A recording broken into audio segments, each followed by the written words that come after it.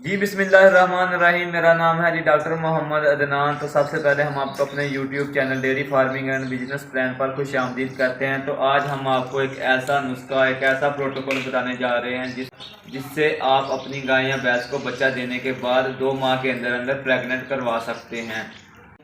तो हमें अक्सर फार्मर हजरात की कॉलें आती हैं, हमें अक्सर फार्मर हजरात की तरफ से इस बात की शिकायत रहती है कि डॉक्टर साहब हमारी गाय या भैंस को बच्चा दिए हुए 5 मंथ हो गए लेकिन अभी वो हीट पे नहीं आई। तो कुछ फार्मर कहते हैं कि डॉक्टर साहब हम टीके रखवा कर, सीमन रखवा कर थक गए हैं लेकिन हमारी गाय या भैंस जो है वो ठहर नहीं रही, प्रेग्नेंट नहीं हो रही। तो आज हम आपको बताएंगे कि आप कहाँ पर गलती कर रहे हैं, आप कौन से प्रोटोकॉल इस्तेमाल नहीं कर रहे जिससे आपकी गाय या भैंस जो है वो बच्चा देने के बाद 2 मंथ बाद प्रेग्नेंट नहीं हो रही। तो अभी हम आपके साथ स्टेप वाइज सारा कुछ डिस्कस करेंगे। तो सबसे पहले अगर आपने हमारा यूट्यूब चैनल जो है वो सब्सक्राइब नहीं किया तो आप जो है वो हमारे यूट्यूब चैनल को सब्सक्राइब कर लें। तो बात यहाँ से स्टार्ट होती है कि आपने ट्रांजिशन पीरियड में अपने गाय या भैंस की किस तरह केयर की है। ट्रांजिशन पीरियड होता है जब गाय या भैंस को बच्चा देने से जो तीन हफ्ते का जो पहला दौरानिया और उसके बाद जो बच्चा देने के बाद 3 हफ्ते का दौरानिया, उसको हम ट्रांजिशन पीरियड कहते हैं। तो इस पीरियड में आपने जो है वो अपने एनिमल की जो फीडिंग है उसको आपने जो है वो प्लान करके अपने एनिमल को फीडिंग देनी है। हमने अक्सर देखा कि बहुत सारे जो फार्मर, लोकल फार्मर हैं, वो तो ट्रांजिशन पीरियड में यानी कि जब जैसे ही गाय या भैंस बच्चा डिलीवर करती है तो वो उनका वंडा बंद कर देते हैं।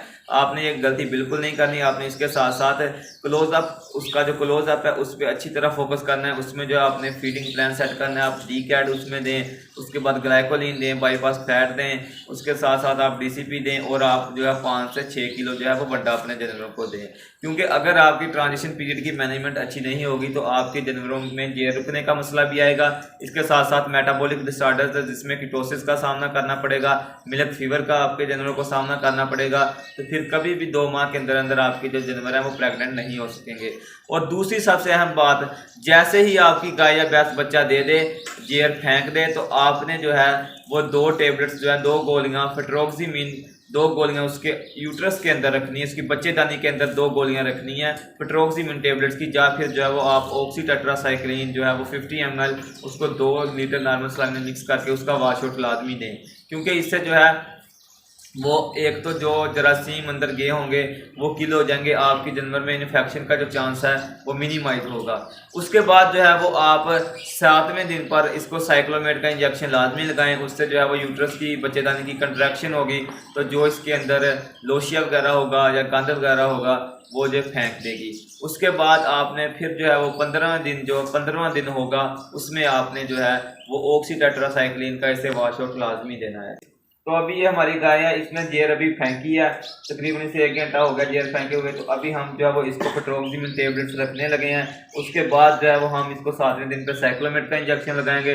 फिर हम 15वें दिन पर इसको जो है वो फिर ऑक्सीडाटासाइक्लिन का वाश छोड़ देंगे टेबलेट्स को बनाना। तो ये पेट्रोक्सीमिन टेबलेट्स हैं हमारे पास।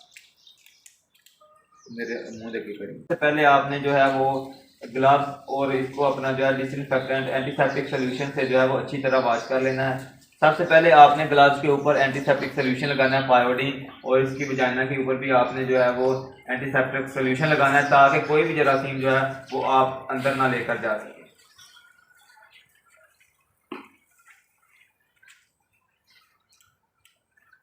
इसके बाद हमने ये लिक्विड पैराफिन थोड़ी सी लगाई है ताकि आसानी के साथ जो है वो हमारा हाथ उसकी वजाइना के अंदर जा सके।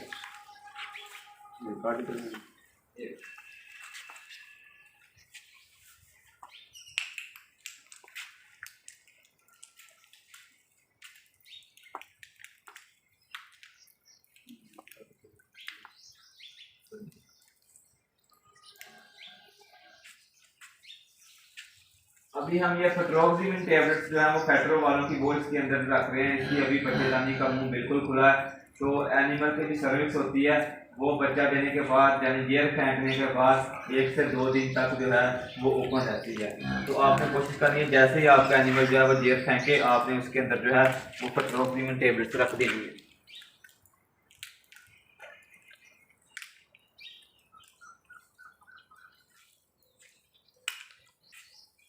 ये हमने 2 पेट्रोक्सीमिन की टेबलेट इसके अंदर रख दी है और हमें उम्मीद है कि इंशाल्लाह इसको किसी भी किस्म का इन्फेक्शन, मटराइटिस या एंडोमेट्राइटिस या फरुलेंट मटराइटिस का सामना नहीं करना पड़ेगा, हमें उम्मीद है।